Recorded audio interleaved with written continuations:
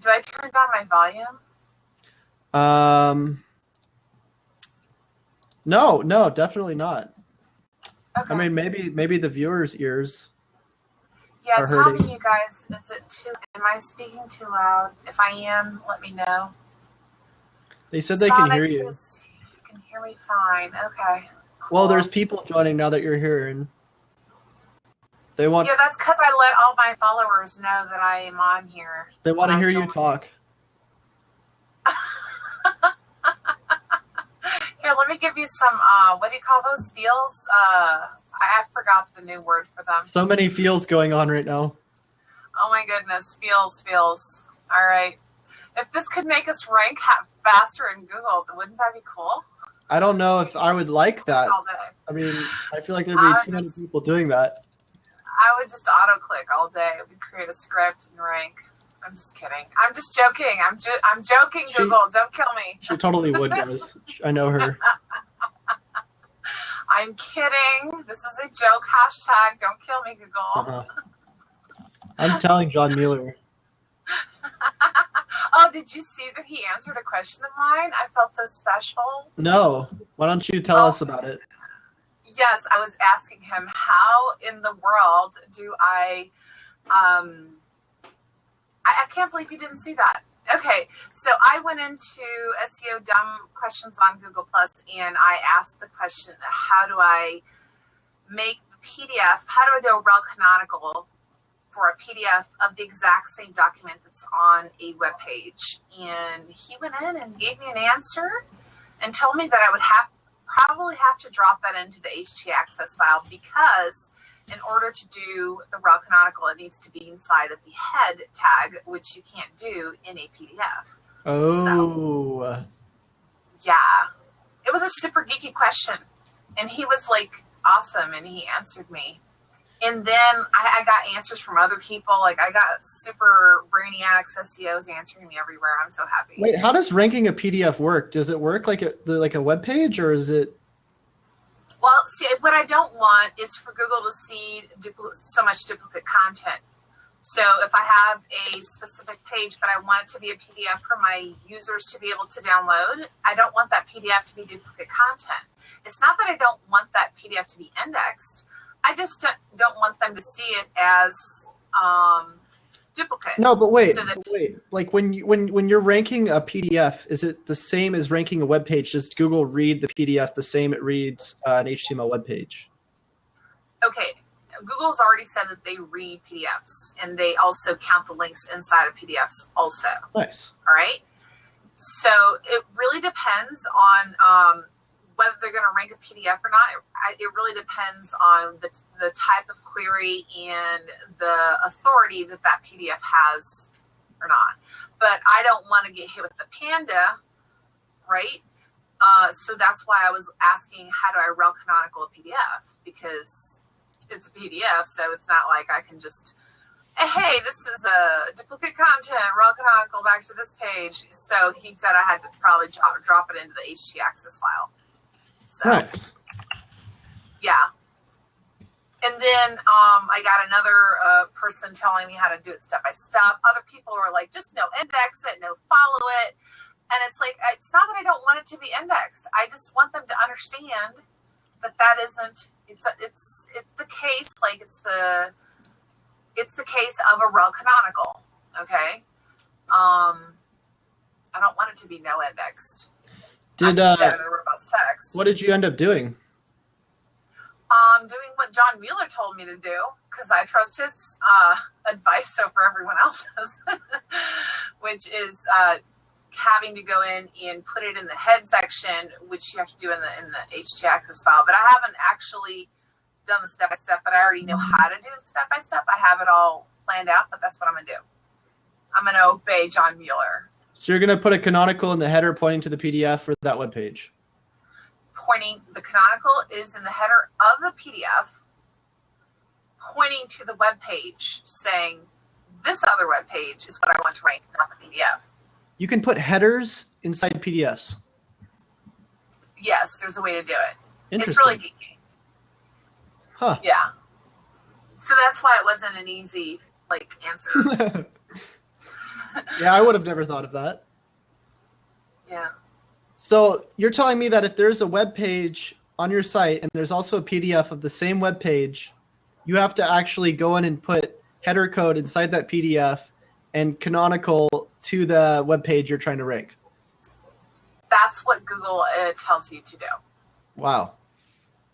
Yeah, so that you don't have the duplicate content issue and Panda doesn't smack your face. Boom, in your face. Yeah, I've had Google Panda smack my punch. face a bunch of times. It sucks. Yeah. Like when they go like a Mike Tyson punch. But no, I don't want to get hit. So I'm asking questions and being super uber careful about everything. Nice. So what's the news for this week, Erin? News. I got some news, but you there's go so much going on. First of all, I don't know if this is this week, but this is news for Google. So you guys know that the head of search has been Amit, right? I don't know how to pronounce his name, so I feel a little Nobody stupid. does. Nobody does. All right. So Amit Singhal, right? He is to leave. He's retiring. And guess who's going to take his place? Erin. Oh my goodness. Oh, that would be funny. I'd like glitterify Google, right? I put pink glitter all over the place. No, the head of artificial intelligence is actually going to become the head of search. Yep. So, y'all who were reading about RankBrain, and how RankBrain was only 15%, right? I thought it was 10. No, it was 15% of queries. And now he is now going to be heading search overall. So just a little, my idea is that it's going to play, I think that artificial intelligence is going to start to go into more than just 15% of the queries. Yeah, I've been listening to this one guy, Josh Paszynski, and he's talking about how there's people out there who've been putting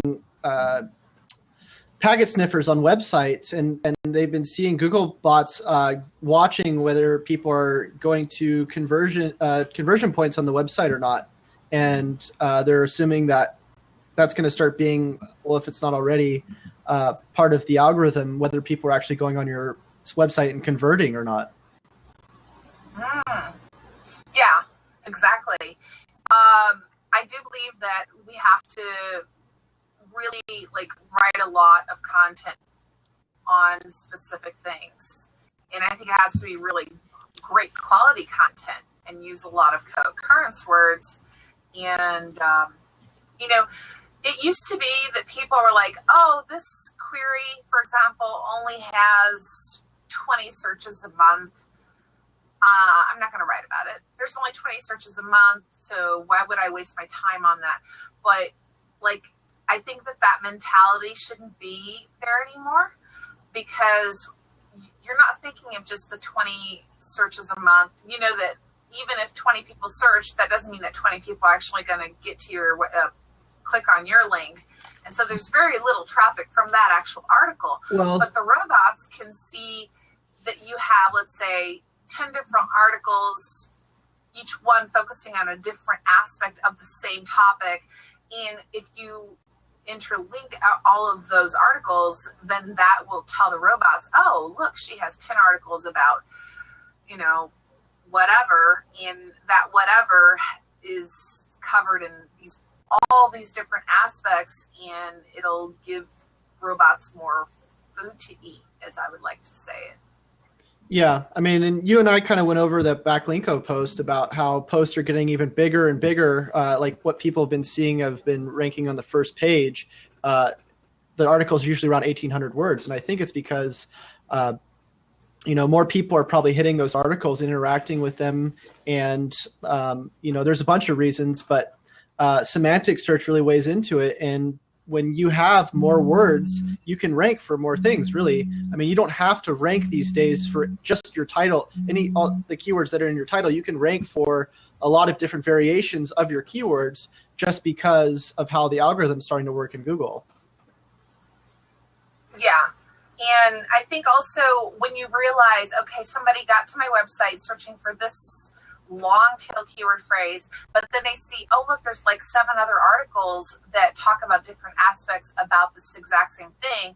They're going to stay on your website longer. Google's going to know that they're staying on your website longer.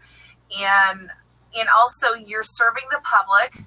So of course, when you do SEO, the first thing in mind is serving the public. And also, kind of giving food for the little bots too. You want to feed those Google bots because you don't want them to starve, right? Yeah. So that's why you want to write a lot of content on a specific niche and nichified. Like I would say, sub-niche the niche. Don't just say my niche is, girly shoes. Go into specific types of girly shoes and then talk about everything you have to say, like any question that your target audience would ask about that. But Aaron, Google doesn't just look at that anymore these days. They also look at, how much do you know about this? So are you creating other pages about girly shoes? Are you doing reviews on girly shoes? Because I've actually had blogs rank in the search results just because the blog articles all talk about the same thing. And back when it was ranking for SEO tips in 2016 or SEO tips 2016. And it's because I kept writing articles about SEO tips 2016. But it wasn't actually the individual pages that were ranking. It was the entire blog with all of the articles in it. So Google likes to know that you're an authority on what you're talking about, that you have a lot of information about it, and that you're creating links to other parts of your pages and getting links from other people about the things you're talking about. Yeah, and that's what I'm saying.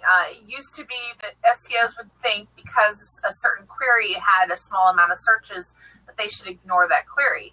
And that type of thinking just doesn't fit with SEO in 2016 because every query that is related to your target market, and if it's especially if it's very specific and long tail, is going to help you with, like I said, feeding the Google bots and feeding your target audience all the information possible so that they stay on your page as long as possible. On page does, I really do believe this. I have a few friends who have stores, and they said that when they change their certain pages to create things that would make their visitors stay longer, like tables with comparisons or whatever, they actually would rank higher. So, I'm not saying it's a fact. None of us can say anything is a fact because Google is constantly changing. But since we're talking about news, I did see an article come out this week. I don't know if it was this week or last week. I don't know. I saw it this week. And it was about how linking to authority websites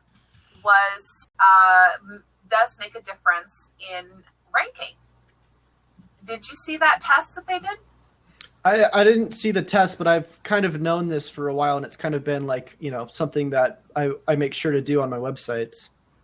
Yeah, everyone's always said this. Like all the SEOs have said, link out to authority websites, and people have been like, no, that makes no difference. And other people are like, yes, it makes total difference. And so, everybody's got a say, everybody's got an opinion, but when you have an actual person sit down and spend 6 or 7 months doing a test, which is what these people did. I need to find the article though. I did tweet it out, so it's somewhere on my Twitter feed. There we go. Research proves positive effects of outgoing links is the name of the article. And it was a long-term outgoing link experiment. What they did also, I love it when they do experiments where they create words that don't even exist. So that makes it even harder to be skewed, right? And so I can put that in here inside of the mess here in the messages in the sidebar so you guys can see what I'm talking about. And basically what this proved was that the blog posts that linked to authoritative websites actually ranked higher than the blog posts that didn't link out to authoritative websites. So there you go, people. When you link to an authority, Google likes that. And they might even rank you higher. I'm not saying it's a fact. You got to be careful, though. I mean, like, you should be providing information to your viewers or your clients or whoever's going on your website with, high authority websites that you're linking to. But Google likes to prefer the first basically couple paragraphs that they're reading, and after that it kind of dilutes. So you don't want to be putting spamming tons of links in the beginning paragraphs of your website just so you can get links out there. Because you actually can get. I didn't say spam. Oh, I know. I'm just trying to keep a reminder to anybody's listening who's looking to improve their SEO by outlinking. Like, you only need a couple links, to kind of show Google what you're talking about. I'd put like a couple internal links to maybe past blog posts or other pages that are important on your website that are related. Make sure you're linking to related things. Don't just go to the highest authority website you can find and link to it and have no reason whatsoever. Like, you want to be, yeah. This study shows that they're linking to related, like it was talking about diseases and they were linking to related studies on diseases. So it has to be related, okay? There has to be semantic words on that page that relate to your page. So look at what are the keywords on that page? Do they have anything to do with the keyword that you're targeting? Because if they don't, then, absolutely not. And I'm not saying just link out like crazy. Find a few really good articles that are related to yours and don't be afraid to link out. Like, people are getting really stingy. They're like, I'm just going to link to myself, blah, blah, blah. And I don't think that's, look, the web is out there. People know that other links exist. If you don't give them the best stuff, they're going to go out and search for it and find it themselves. Yeah. Well, and another thing that I actually just heard about was a study done by, I think it was Search Engine Land, and they did a review on like 100 different SEO companies. I forget what the number was, but they were talking about how 50% of SEO companies now are making social media packages integrated with their SEO packages mandatory, because of how big of a impact social has on SEO these days. Because when you have a really strong brand presence, you have people going to Google and typing in your brand and interacting with your website through your brand, and then also how you can get backlinks and get mentions on the web, because Google actually does look at who's talking about you, not just links, but when your brand is actually mentioned in just pure text. Mm-hmm. Exactly. But it's also, it's also essential to get a link. Well, links are good, yeah, but they're not like what the value of what they were before, back in the day when they were everything, links and keywords basically, and now it's like, I would say links are probably about 20%. I don't know. I don't know if it's that little, but if it, I think it's good that links are going down in value. I think that not every link is created equal. So if you're getting a link from inside of a content article, it's very different than any other type of link. And those types of links will give you a lot of strength, right? And so I'm not saying that we should be building links. I don't believe in that. I believe in creating a content strategy that people will link to your pillar content naturally. So, it's not about building links. It's about building such a great article or a pillar article that's so great that people are like, I have to link to this because it's good, So that's what I believe still works and will always work. Yeah, I'm reading this link somebody just posted. just tweeted it, and for some reason the tweet's not showing in the sidebar. I'm going to tweet it some other way. Tweet this blab some other way because it's not showing. He has a question prepping it. All right. But I mean, I don't know if you're interested, Aaron, but there's this tool I found that basically I use to get backlinks and then also mentions. And I just used it for a client today, and I already got him a backlink in under like 30 minutes. Cool. It's pretty cool. Is it a quality backlink? Yeah, it's got a domain authority of like 30 with no spam score, and it's not like a sketchy website. It's actually a cool website. So basically what it's called is Buzz Bundle. And I don't know if you've heard of it, but you download it, and the free version, they only show you 70% of what I'm like. Basically, it lets you see posts from Q&A sites, forums, blogs, all the different social media sites and YouTube and video sharing sites. And it lets you search through all these sites. It crawls all of them for you and brings back posts for you for keywords that you put in. So if you put in like SEO podcast as your keyword, it'll show you anybody who's mentioning that keyword within their tweets or their their posts on Google Plus, or if anybody's asking a question about it on Yahoo, that kind of thing. And it lets you just go in and reply to them. And so, for instance, somebody posted their 6-figure SEO podcast 9 days ago on Twitter or on Google Plus. And so what I did is I said, hey, great podcast. Maybe you could check out mine and tell me what you think. And then I put a link there.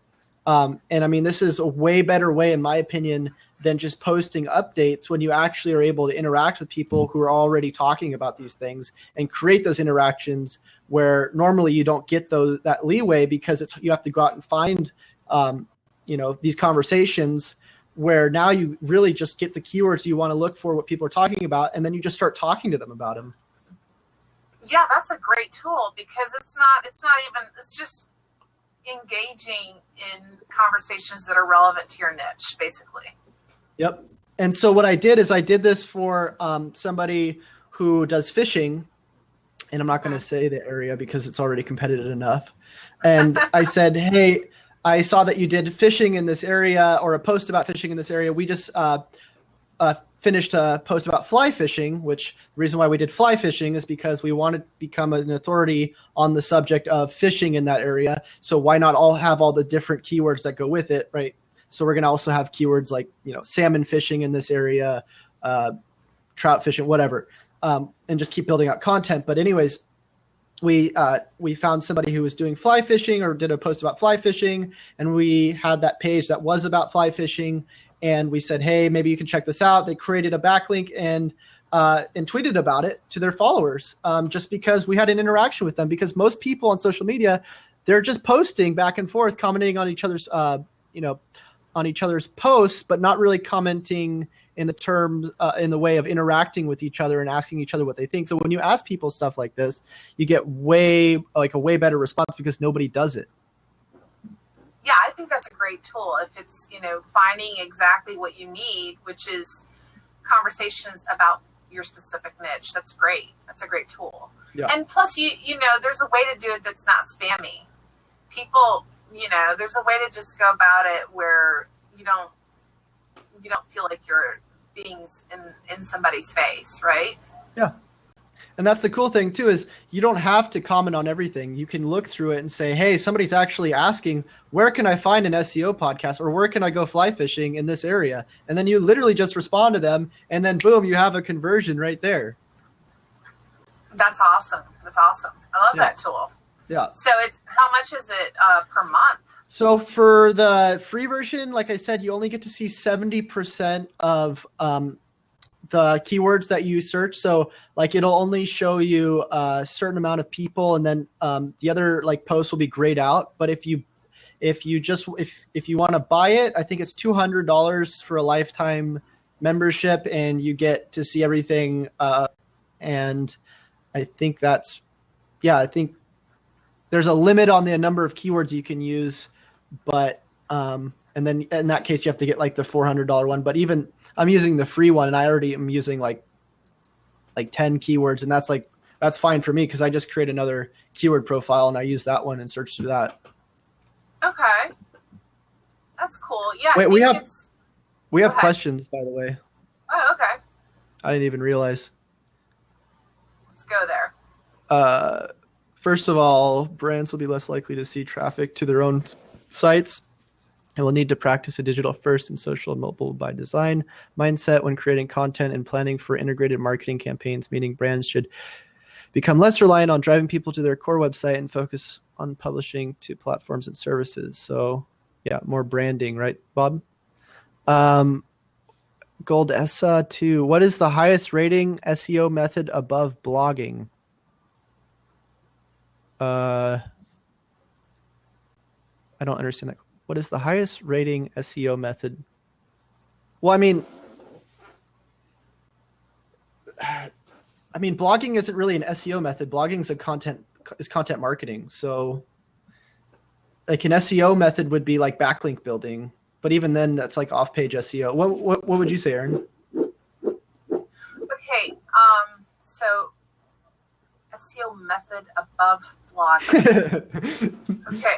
So now I guess the thing is, whether you're creating a blog post or a page, anytime you create something and you're trying to get it to rank in a search engine, then you're trying to optimize it, right? So SEO means search engine optimizing. So whether it's a blog post or a page or any other type of content out there, that's what SEO is. So blogging is a part of SEO. SEO is basically, you do the keyword research, you do the competitive analysis of those keywords, you find which keyword phrase would be the best for you to go for, which is the least competitive and still would give you the best return, right, for your investment. And then you go for the co-occurrence words, and then you create your content. Yeah. I think she's asking like what would be the best way to rank instead of blog. So like, I mean, the only way you're going to rank things on your website is going to be through content. So like, it doesn't have to be blogging. It can be landing pages. Like you can rank like videos on your web page without any content underneath them. But I mean, you might as well do a video breakdown. So, I mean, I think the question should just be worded differently. Yeah, because like I said, blogging is a part of SEO, right? Whether it's blogging or writing, creating content, it's a part of SEO. She said, but also the more traffic you are getting, the higher you are going to rank in Google. I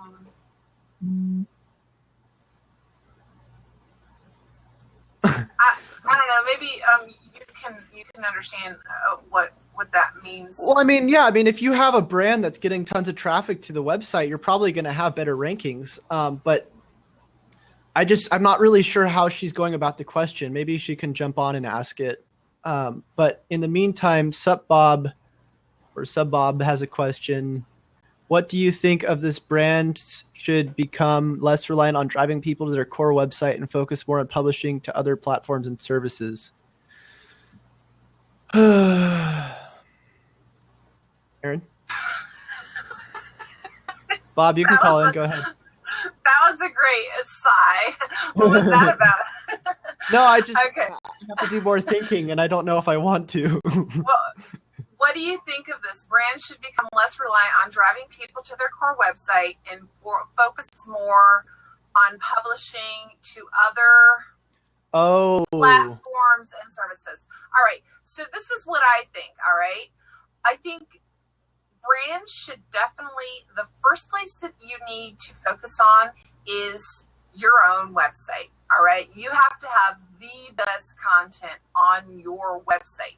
Now, of course, after you publish your best content on your website, then you can go ahead and rewrite that article, which is what I've said to people, repurpose.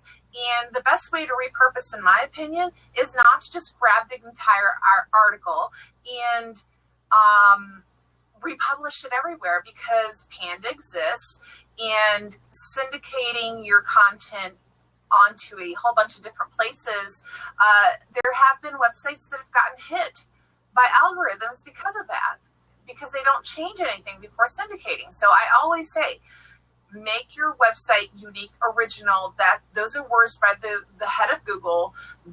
He said, make your content original. If your content is original, that means it's not everywhere, spewed all over the internet. So what do? Then you rewrite it only one time. You only need to rewrite it once. I know a lot of people are like, Erin, that's too much work. And I'll tell you, it's not too much work. All you have to do is rewrite it one time, change the title, change the body, change everything. The core message may be the same, but you just rewrite it one time. And then you go ahead and syndicate it on Medium, on LinkedIn, on every, Facebook Notes, everywhere that you can basically publish content, publish it, because you'll get found on these different networks and link back to your website so that they can, find you, or link back to your social profile from that really great content. But that way you're not going to get hit by a Panda. That or just do a preview of what you're about to write about, and then kind of do like a link to the blog post. Bob, how you doing? I'm doing good.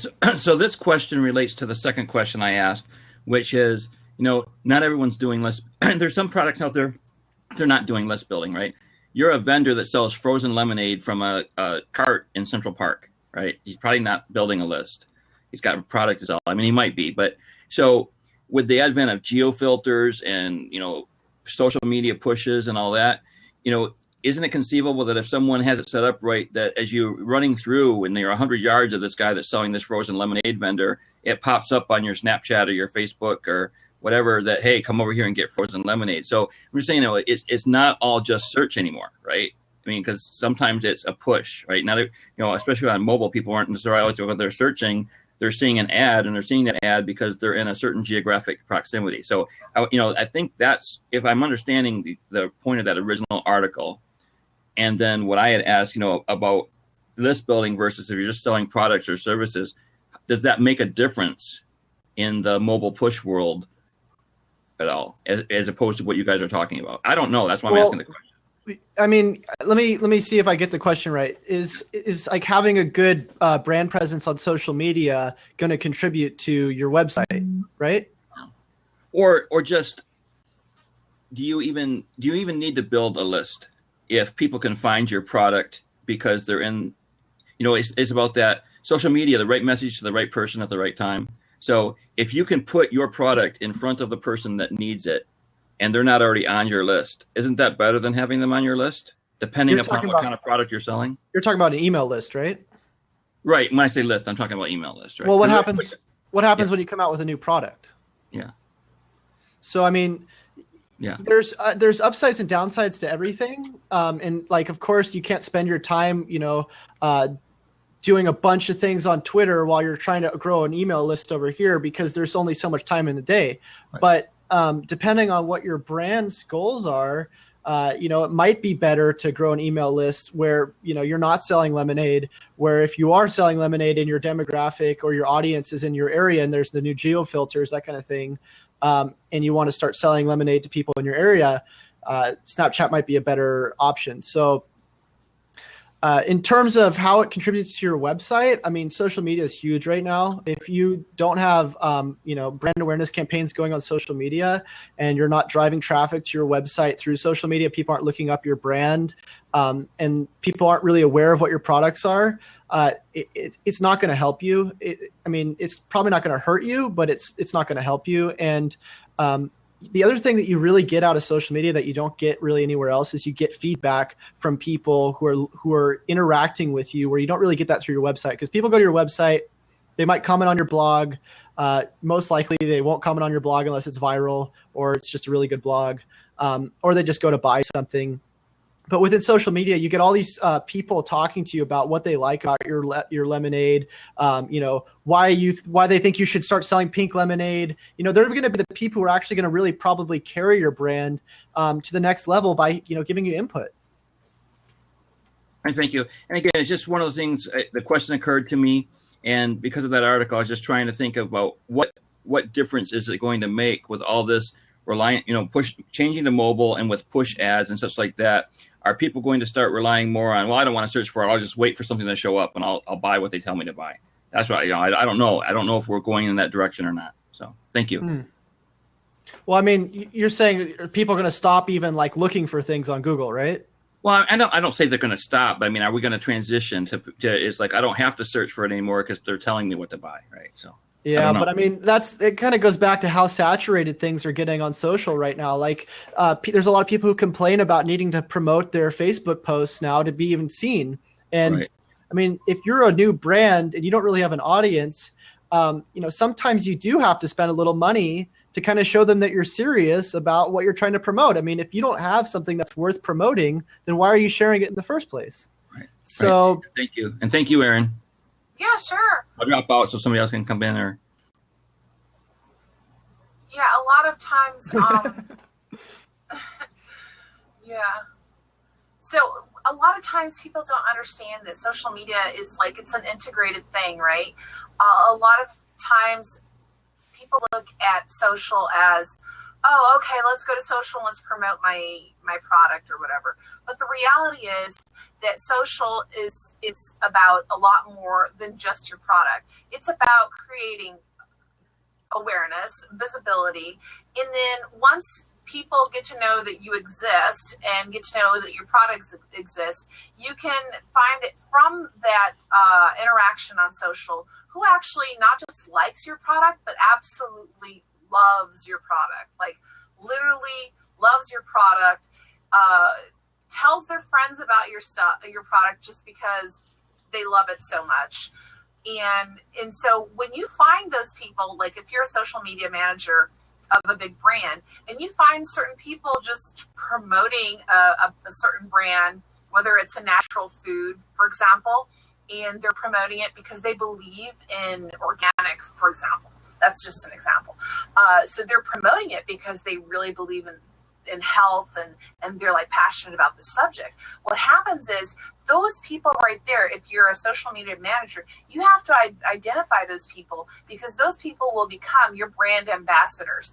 They're already promoting your product, not because they're getting any money from it, not because they're making anything from it, but just because they truly do believe in the product. So those people are people that you, as a social media strategist or brand manager, you would grab them and say, hey, you know what? Become a part of, be an ambassador of ours, and help us even more. Write in-depth reviews about us on your blog, and do videos about us. And if you think something's bad, go ahead and say it. Like, it's all about transparency. And the thing is, if you find those people that are naturally already loving your product, and then ask them to become ambassadors, and they have all kinds of perks with it. It just kind of like one thing catapults the other. So social, what it does is it pushes out the content, and then more people find out about really great articles that you have on your blog as a brand. And then, oh, look, certain people start to link to it because you have been pushed out by people that they know, like, and trust. And then you start ranking, and then you get SEO traffic, and then more people start to link to you because they found you through SEO. And it's like, it's a cycle. And that's what people don't understand is the cycle of these multi-million dollars and sometimes billion-dollar companies when they're doing social is that they have different phases, right? Visibility, awareness, engagement. Oh, and then from there, they have people actually loving their product, and then people promoting their product without getting anything from it, just because, I mean, there's a lot of products that I personally use and tell people to use because I know they work. And so if I know something works and helps my health or my beauty or my life in any way, I'm going to tell my friends and family about it because I want them to have a better quality of life. And that's just how life works. And so social media helps brands like basically catapult all of their marketing efforts, not just the SEO. So that's why I believe that a brand should have a well-rounded team. They should have a technical SEO. They should have a social media strategist. They should have people that are developing content. They should have a manager that manages everything. I mean, there's a lot that goes into it for these big brands. Now, if you're a small business or a one-person show, then you have to figure out what's the most important thing for me to prioritize my time right now. What's going to give me the biggest return on my investment, being a one-person show. Which is kind of why I spend so much time looking for different automation software to kind of make it easier for people who, do have a hard time being able to be everywhere at once when you don't have a big company. But anyways, hey, Erin, I do have to go. So if you want to continue this, you're a moderator of this channel. No, I don't want to continue without you. Well, I mean, we got a lot of viewers. But hey, guys, if you want to listen to more, Erin and I have done a couple podcasts in the past. If you go to podbean.com, or if you type in the URL firstclick.podbean.com, you'll be able to listen to some of our podcasts about the different tools we like to use, and you can get a lot of information on how we do SEO. So we will be probably doing a podcast tomorrow, depending on whether Erin wakes up or not. But if you want to check us out, we'll probably be on Blab either before or after around 4 or 5. So that's Pacific Coast. And if you need any social media help, Erin is the lady to ask. And Erin can be found at mckaysocial.com. That's MCKAY social.com. All right, you guys. Bye. All right, guys. We'll see you later.